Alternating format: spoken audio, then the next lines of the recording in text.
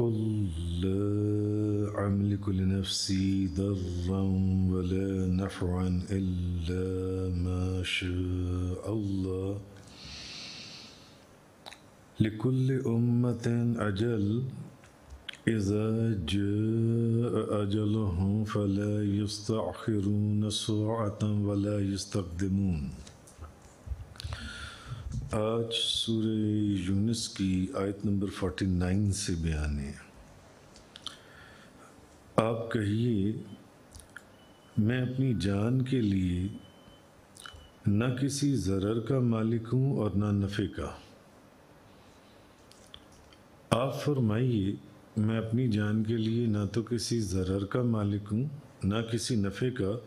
مگر اسی کا جو اللہ چاہے۔ الا ما شاء اللہ لکل امت اجل، ہر امت کے لیے ایک وقت مقرر ہے۔ جب ان کا وقت مقرر آ جائے گا تو وہ نہ ایک گھڑی مؤخر ہو سکیں گے اور نہ ایک گھڑی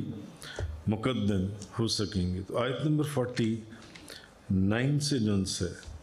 وہ آج بیان ہے۔ تو اب اصل میں کہا یہ جا رہا ہے اس آیت کے اندر کہ جیسے کہ کل اور پرسوں کے درس قرآن میں یہ بات گزری تھی، تفصیل سے، بڑی تفصیل سے بیان ہوا تھا کہ کافر جو ہیں وہ نبی کریم صلی اللہ علیہ وسلم اسلام اور پیغمبر اسلام کا مذاق اڑاتے تھے اور کہتے تھے کہ آپ جس عذاب کا فرماتے ہیں کہ یہ عذاب ہمارے اوپر آئے گا، وہ عذاب کب آئے گا؟ وہ عذاب کیوں نہیں آتا؟ تو وہ مذاق اڑاتے تھے جن سے۔ تو اب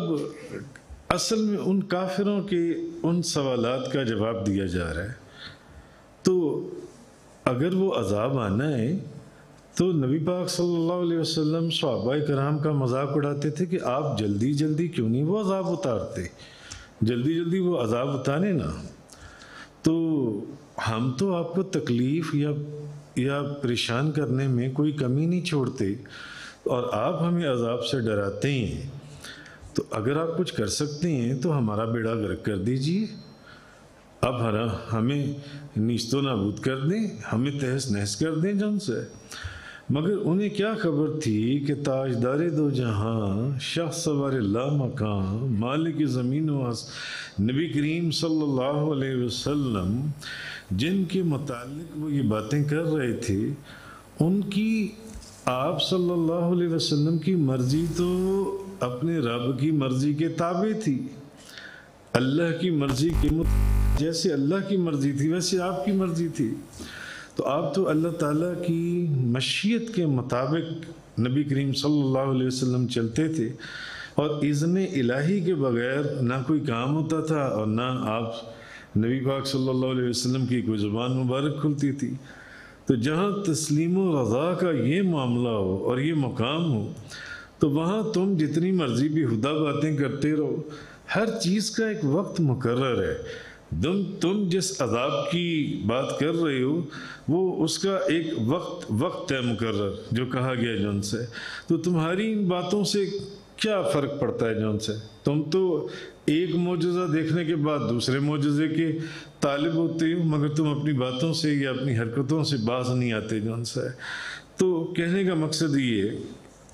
کہ اللہ تعالیٰ نے اپنے محبوب کو یہ جو فرمایا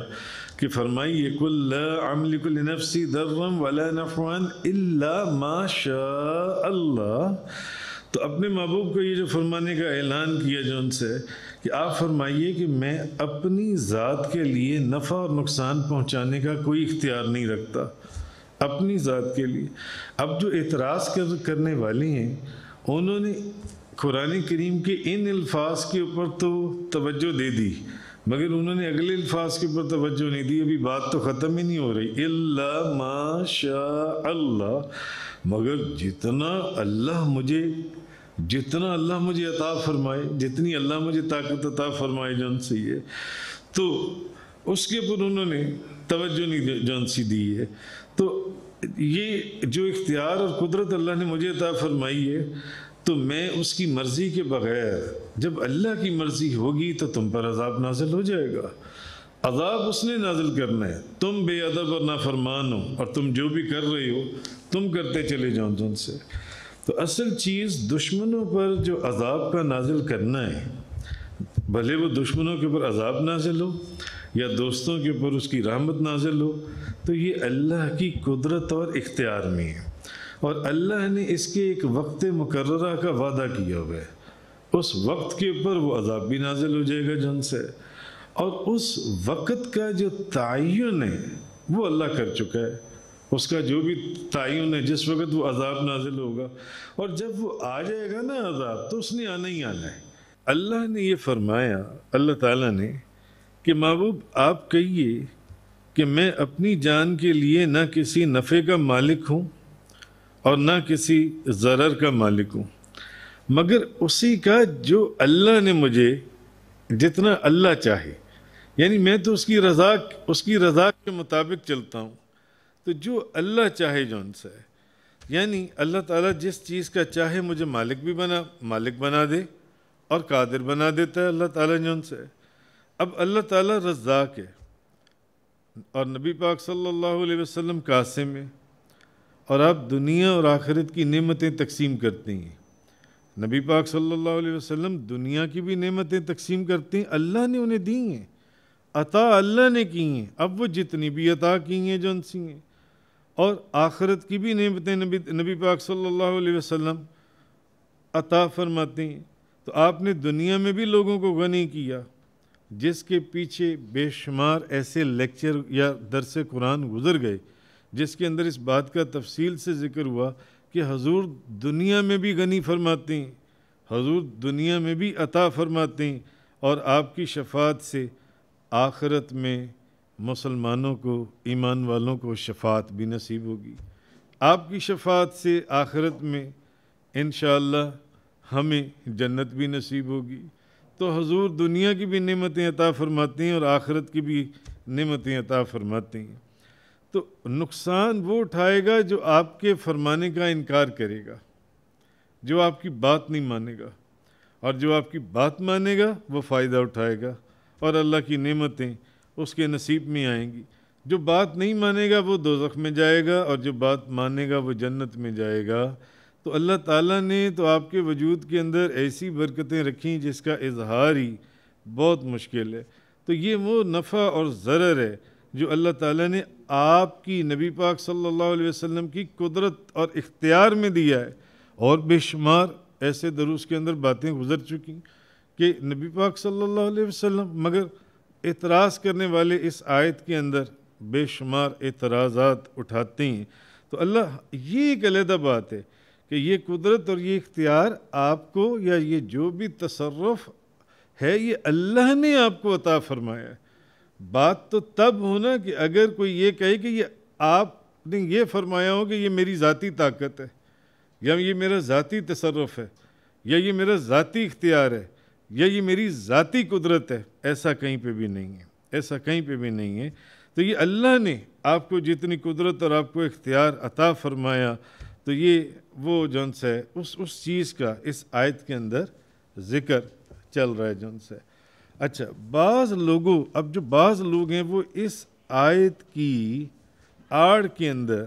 نبی کریم صلی اللہ علیہ وسلم کے فضائل اور کمالات کا انکار کرنا شروع کر دیتے ہیں کہ آپ کہیے کہ میں تو مالک ہی نہیں ہوں، نہ اپنے کسی ضرر کا اور نہ نفع کا جون سے۔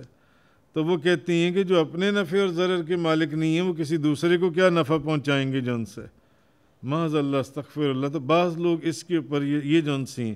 آپ کے فضائل اور کمالات کا انکار کرنا شروع کر دیتے ہیں، اور ایسی باتیں کرتے ہیں جس سے ایک عقل مند آدمی کو، ایک عام عقل مند آدمی کو بھی شرمندگی ہوتی ہے کہ یہ لوگ کیسی باتیں کرتے کہ نبی پاک صلی اللہ علیہ وسلم، حضور تو کسی کو کچھ دے ہی نہیں سکتے، حضور کسی کے لیے کچھ کر ہی نہیں سکتے، حالانکہ سینکڑوں آیات اور سینکڑوں احادیث، قرآن اور احادیث کے اندر جو آیات اور احادیث جون سی ہیں وہ موجود ہیں، اور ان کا بیان مختلف اوقات میں گزر چکا ہے جون سے، مگر ان کی مرضی وہ اس بات کو نہیں سمجھتے، کیونکہ انہوں نے اس آیت کے صرف اتنے حصے کے پر غور کیا، قُلْ لَا أَمْلِكُ لِنَفْسِي ضَرًّا وَلَا نَفْعًا، آپ کہیے کہ نہیں ہوں میں مالک، میں اپنے آپ کے لیے نہ کسی ضرر کا اور نہ نفع کا۔ مگر آگے انہوں نے توجہ دینے کی زحمت ہی نہیں کی. الا ما شاء اللہ،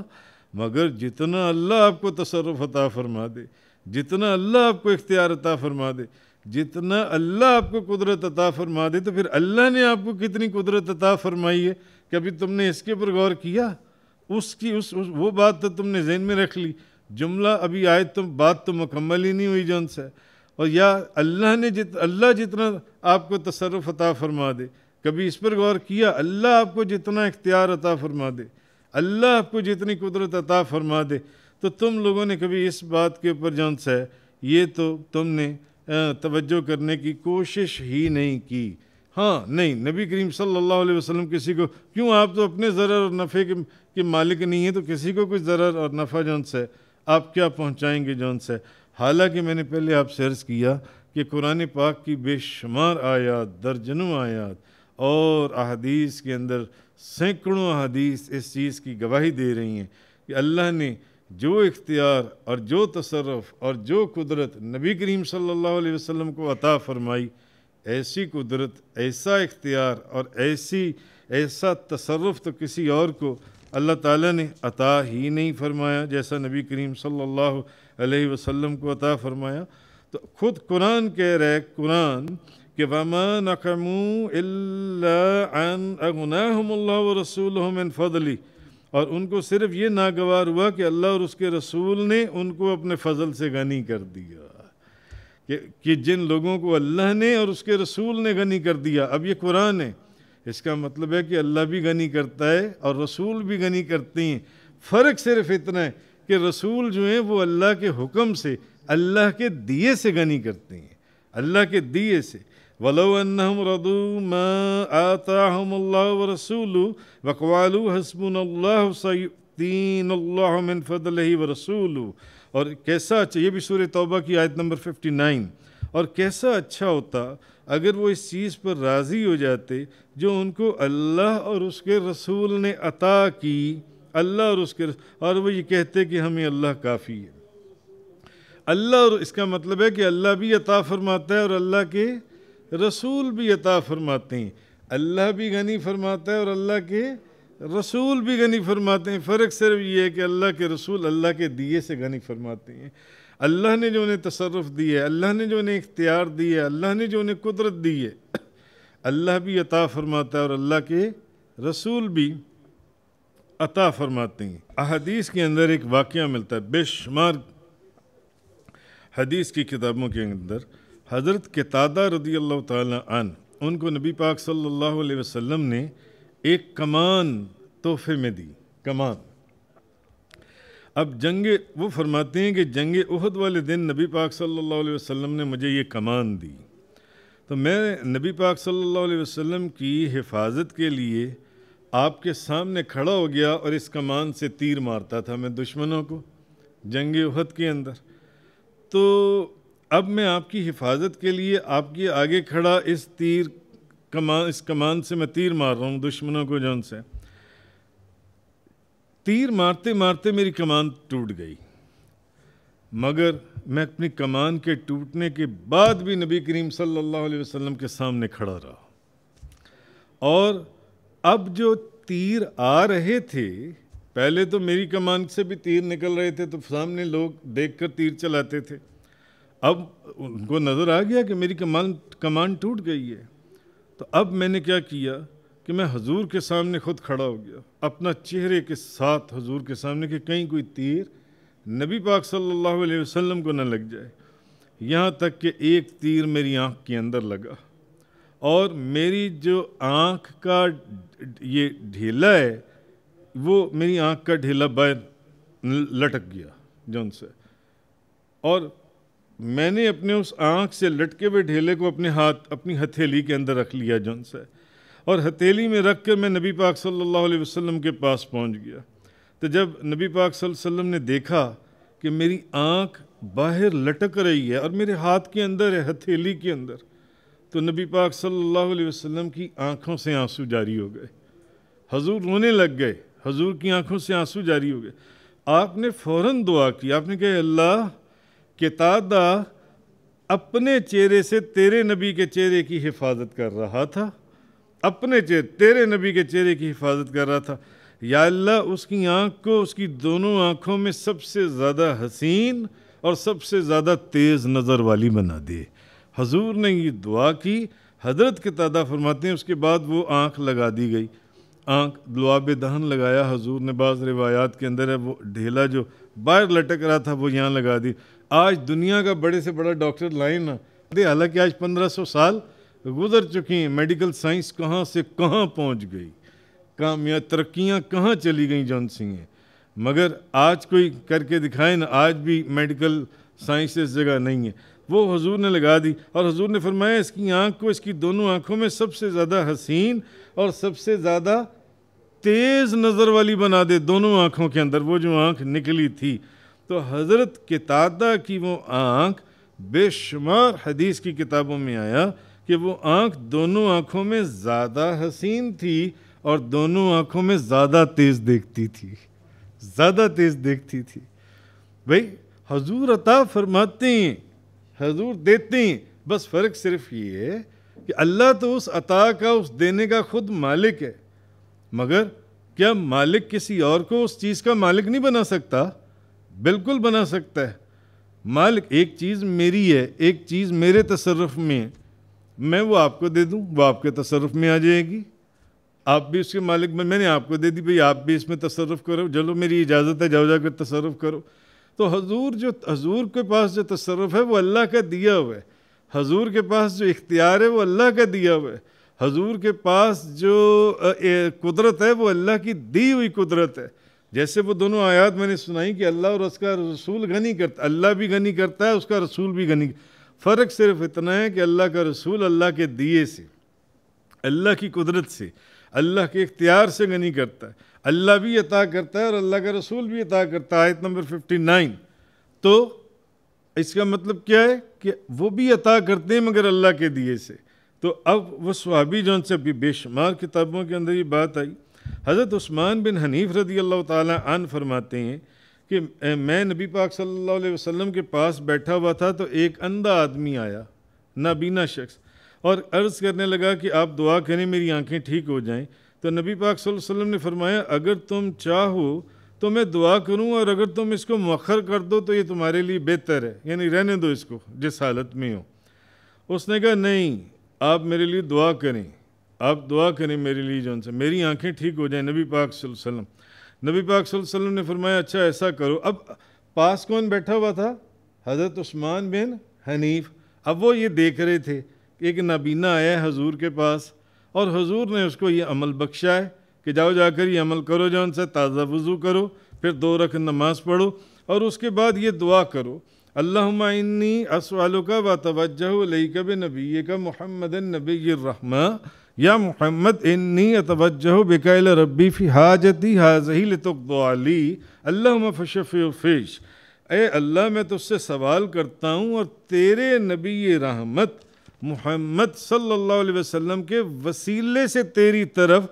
متوجہ ہوتا ہوں، یا محمد انی اتوجہ بک الی ربی فی حاجتی ہذہ لتقضی لی اللہم فشفع فی۔ اے محمد میں آپ کے وسیلے سے اپنے رب کی طرف اپنی اس حاجت میں متوجہ ہوتا ہوں تاکہ میری یہ حاجت پوری کر دی جائے، آپ اس حاجت کے اندر میری شفاعت فرما دیں۔ اے اللہ آپ کی میری حاجت میں شفاعت کو قبول فرما۔ کہ نبی پاک صلی اللہ علیہ وسلم کی حضور نے اس صحابی کو، اس نابینا صحابی کو، اور حضرت عثمان بن حنیف یہ واقعہ دیکھ رہے ہیں، یہ دیکھ رہے ہیں، اور کتابوں کے اندر ہے، بعض کتابوں میں ہے کہ اس نے جا کر یہ دعا مانگی اور ابھی وہ دعا مانگ کر کھڑا بھی نہیں ہوا تھا کہ اس کی آنکھیں واپس آ گئیں، بلکہ بعض روایتوں میں حضرت عثمان بن حنیف فرماتے ہیں ابھی میں نبی پاک صلی اللہ علیہ وسلم کے پاس بیٹھا ہوا تھا کہ وہ جو نابینا آیا تھا وہ جا کر یہ عمل کر آیا اور واپس آ گیا، اور اس کی آنکھیں ٹھیک تھیں، اس کی بینائی واپس آ چکی تھی، اس کی آنکھیں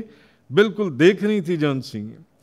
اسی طرح حضرت عثمان بن حنیف رضی اللہ تعالیٰ عنہ بیان کرتے ہیں، آپ فرماتے ہیں، اور بے شمار درجنوں حدیث کی کتابوں کے اندر یہ روایت آئی جان سی ہے، حضرت عثمان بن حنیف فرماتے ہیں ایک شخص، ایک آدمی کو حضرت عثمان بن عفان سے کوئی کام تھا، اب وہ ان کے پاس جاتا تو حضرت عثمان کا دور خلافت تھا، وہ اس کی طرف توجہ ہی نہ فرماتے، دربان اس کی بات وہاں تک پہنچاتے ہی نہ۔ ایک دن اس نے حضرت عثمان بن حنیف کے پاس بیٹھا ہوا تھا، تو اس نے کہا کہ بات یہ ہے کہ میں آج کئی دنوں سے حضرت عثمان غنی کے پاس جا رہا ہوں، وہ میری بات ہی نہیں سنتے، ان کے دربان مجھے ان تک لے کر جانے ہی نہیں دیتے جون سے، میں کیا کروں؟ حضرت عثمان بن حنیف کہنے لگے تم ایسا کرو، تم نہ مسجد میں جاؤ اور جا کر تازہ وضو کرو اور 2 رکعت نماز پڑھو اور یہ دعا مانگو، اللہم انی اسألک و اتوجہ الیک بنبیک محمد النبی الرحمہ، یا محمد انی اتوجہ بک الی ربی فی حاجتی ہذہ لتقضی لی، اللہم فشفع فیش۔ اس نے مسجد میں گیا، اس نے جا کر اور یہ پڑھ کر تو تم حضرت عثمان غنی کے دربار میں جاؤ، اس نے جا کر یہ 2 رکعت مسجد میں تازہ وضو کیا، 2 رکعت پڑھی اور اس نے یہ دعا پڑھی اور حضرت عثمان غنی کے جب دروازے پر پہنچا تو دربان نے اس کا ہاتھ پکڑا اور حضرت عثمان غنی کے پاس، حضرت عثمان غنی سے پہلے بھی اس کی 1-2 دفعہ ملاقات ہوئی تھی، انہوں نے توجہ ہی نہیں دی۔ انہوں نے کہا او یار تم کیسی آئی ہو، کیا کام ہے؟ اس نے بتایا میری یہ ایک کام ہے، میری ایک حاجت ہے، میرا ایک مسئلہ پھنسا ہوا ہے، اس مسئلے کو حل کریں۔ حضرت عثمان غنی نے فوراً حکم دیا اور اس کے مسئلے کو حل فرمایا، اور اس کو کہنے لگے یار اگر پھر کبھی دوبارہ کوئی کام پڑے نا تو آ جانا، میرے پاس آ جانا اگر کبھی کوئی کام پڑے۔ اس نے کہا جی ٹھیک ہے میں آ جاؤں گا، کام بھی ہو گیا، وہ چلا گیا۔ اب وہ حضرت عثمان بن حنیف کے پاس آیا، اس نے حضرت عثمان بن حنیف کو کہا، اس نے کہا بات یہ ہے کہ میں آپ کا شکریہ ادا کرنے آیا ہوں، لازماً آپ کی حضرت عثمان غنی سے دوستی ہے، آپ نے میری سفارش کی ہے اور انہوں نے آج میرا کام بھی کر دیا ہے، میری بات بھی سنی ہے، مجھے اندر بھی بلایا ہے اپنے پاس جان سے۔ حضرت عثمان بن حنیف کہنے لگے کہ یقین کر لو میری تو ان سے ملاقات بھی نہیں ہوئی، میں نے ان سے تمہاری کوئی سفارش نہیں کی، تم نے وہ عمل کیا ہے جو میں نے؟ اس نے کہا ہاں میں نے مسجد میں گیا، میں نے وضو کیے، 2 رکعت نفل پڑھے اور پھر میں نے یہ دعا مانگی جو آپ نے مجھے بتائی تھی۔ انہوں نے کہا بس تو پھر اسی وجہ سے سارا کام ہو گیا ہے۔ کہ سنو میں نبی کریم صلی اللہ علیہ وسلم کے پاس بیٹھا ہوا تھا جب آپ سرکار ظاہری آپ حیات تھے، تو میں اس وقت آپ کے پاس تو ایک نابینا آیا تھا، تو حضور نے یہ عمل اس کو بتایا تھا، تو میں بیٹھ کے سن رہا تھا سارا عمل جون سے میں دیکھ رہا تھا، تو تم نے آج مجھے جب اتنی اپنی تکلیف بتائی تو میں نے تمہیں کہا کہ جاؤ جا کر یہ عمل کرو جون سے، اور پھر دیکھو کیا ہوتا ہے جون سے۔ تو دیکھو یہ عمل میں نے وہاں دیکھا تھا، تو میں ابھی بیٹھا ہوا تھا کہ اتنے میں ابھی میں نبی پاک صلی اللہ علیہ وسلم کی بارگاہ میں بیٹھا ہوا تھا کہ وہ نابینا یہ عمل کر کے آ گیا جو پتہ نہیں کتنے سالوں سے نابینا اور اندھا تھا، اور وہ آیا اور اس کی بینائی واپس تھی اور اس کی آنکھیں بالکل ٹھیک تھیں۔ حضرت عثمان بن حنیف نے اس شخص کو بتایا جس کی بات حضرت عثمان غنی سنتے نہیں تھے، یا ان کی ان تک سنوائی نہیں تھی یا پہنچ نہیں تھی جون سی ہے۔ تو کہنے کا مقصد یہ ہے کہ اس حدیث سے بھی یہ وضاحت ملتی ہے کہ نبی پاک صلی اللہ علیہ وسلم کے بزرگوں کے، نبیوں اور ولیوں کے پردہ فرمانے کے بعد بھی ان سے مدد حاصل کرنا جائز ہے، ان سے مدد حاصل کی جا سکتی ہے، ان کو مدد کے لیے پکارا جا سکتا ہے۔ اگر کوئی بندہ یہ کہے کہ جناب یہ دعا جو ترمذی شریف کی آپ نے بتائی ہے، یہ تو نبی کریم صلی اللہ علیہ وسلم اس وقت حیات تھے، آپ پردہ تو نہیں فرما چکے تھے جب آپ نے اس نابینا کو یہ دعا بتائی تھی،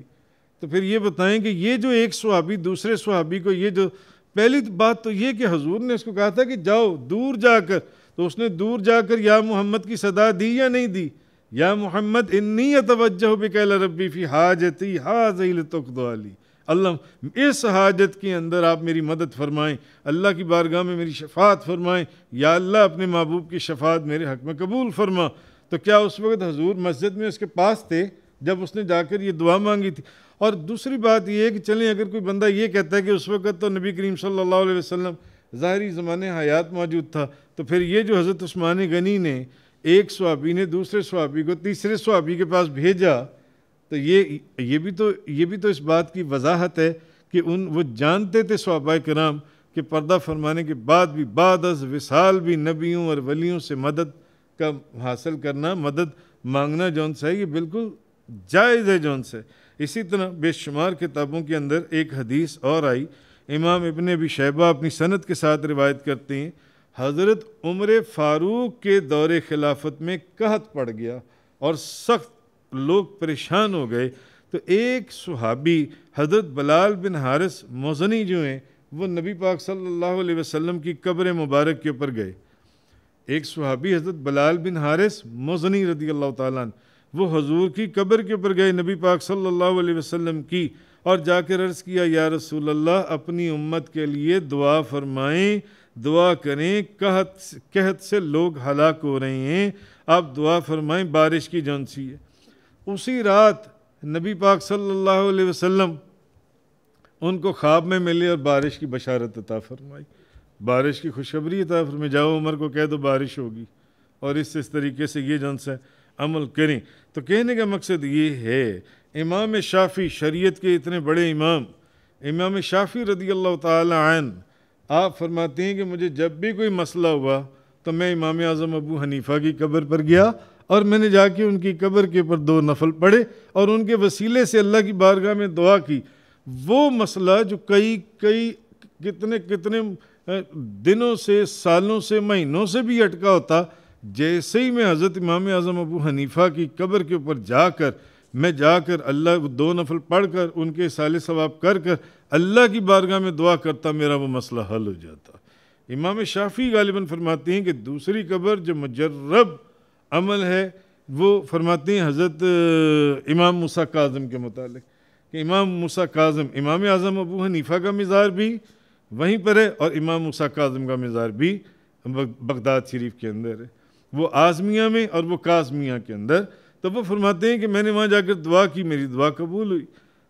تو معلوم ہوا کہ یہ دعائیں جون سی ہیں یہ قبول ہوتی ہیں، بلکہ حضرت شاہ ولی اللہ محدث دہلوی، تو پھر حضور غوث اعظم پیران پیر شیخ عبد القادر جیلانی رضی اللہ تعالی عنہ، ان کے تو سینکڑوں ایسے واقعات ملتے ہیں کہ کسی نے مشرق سے اگر ان کو پکارا، کسی نے مغرب سے پکارا تو وہ اس کی فریاد کو پہنچے، اس کی مدد کو پہنچے۔ اور ان واقعات سے بہجت الاسرار، قلائد الجواہر، اخبار الاخیار شریف اور بے شمار کتابیں، شاہ ولی اللہ محدث دہلوی فرماتے ہیں کہ حضور غوث اعظم کی تو قبر بھی زندہ ان کی قبر بھی زندہ ہے، ان کا مزار بھی زندہ ہے۔ جون سے تم اس اللہ کے ولی کی بات کرتے ہو، ان کا تو مزار، ان کی جو مزار کی عمارت ہے، مزار اور قبر، وہ بھی زندہ ہے جون سے۔ اور میں نے ایسے بے شمار کے واقعات جو ہیں حضور غوث اعظم سے امداد اور استغاثے کی، میں نے کتاب محسن و زبان محسن اور محسن اعظم فی مناقب غوث اعظم کے اندر میں نے ایسے بے شمار واقعات جون سی ہیں وہ لکھے۔ شیخ عبداللہ نعمان وہ فرماتے ہیں نصحۃ الناظرین کے اندر، وہ فرماتے ہیں کہ میں ایک قافلے کے اندر ایک سفر کر رہا تھا تو میں قافلے سے بہت پیچھے رہ گیا، اور جنگل، بیابان، چٹیل، یہاں تک کہ بھوک، پیاس، خوف اور دہشت سے وہ فرماتے ہیں میں آخری سانسوں کے اوپر تھا، آخری سانسوں کے اوپر۔ تو میں نے مدینہ طیبہ کی طرف منہ کر کے نبی کریم صلی اللہ علیہ وسلم کی طرف توجہ کر میں نے فرمایا یا محمد انا مستغیث بک، یا محمد۔ آپ فرماتے ہیں اچانک کسی نے میرا ہاتھ پکڑا اور جب میں نے توجہ کی، آنکھ جھپکی تو میں اپنے قافلے کے اندر موجود تھا، میں اپنے قافلے میں موجود تھا۔ تو میں نے ان سے پوچھا میں نے کہا اور میں نے دیکھا چاروں طرف ہر چیز نور سے چمک رہی تھی، پتے، پتھر، کنکر، ریت کے ذرے۔ تو میں سمجھ تو گیا، مگر میں نے پوچھا کہ آپ کون ہیں جنہوں نے مجھے، تو آپ فرمائیں جو ہمیں بلاتا ہے یا مدد کے لیے پکارتا ہے ہم اس کی مدد کو پہنچتے ہیں۔ تو کس کو مدد کے لیے پکارا تھا؟ یا محمد وانا مستغیث بک، یا محمد صلی اللہ علیہ وسلم آپ میری مدد فرمائیں۔ تو کہنے کا مقصد یہ ہے کہ ایسے بے شمار واقعات احادیث کے اندر اور قرآن کریم کے اندر کہ اولیاء سے بعد از وصال بھی مدد مانگنا جون سا ہے جائز ہے۔ تو بات کہاں سے کہاں چلی گئی؟ یہ جو آیت کے اندر فرمایا کل لا املک لنفسی ضرا ولا نفعا، آپ کہیے میں اپنی جان کے لیے کسی ضرر کا مالک ہوں نہ نفع کا۔ بھئی اپنی مرضی سے اپنی قدرت سے، اپنے اختیار سے، مگر اگر اللہ آپ کو اختیار دے دے، اللہ آپ کو قدرت دے دے، اللہ آپ کو تصرف عطا فرما دے، تو اس تصرف کو کون کیلکولیٹ کر سکتا ہے؟ اس قدرت کو کون کیلکولیٹ کر سکتا ہے؟ اس تصرف کو کون کیلکولیٹ کر سکتا ہے؟ اور پھر جو اللہ نے اپنے محبوب کو عطا فرمایا، تو آپ کہیے کہ میں اپنی جان کے لیے نہ کسی ضرر کا مالک ہوں نہ نفع کا، مگر اسی کا جو اللہ چاہے۔ وآخر الدعوانا ان الحمد للہ رب العالمین۔ تفسیر قرآن کا یہ لیکچر انگلش میں سننے کے لیے براہ کرم ڈسکرپشن میں موجود لنک پر کلک کریں۔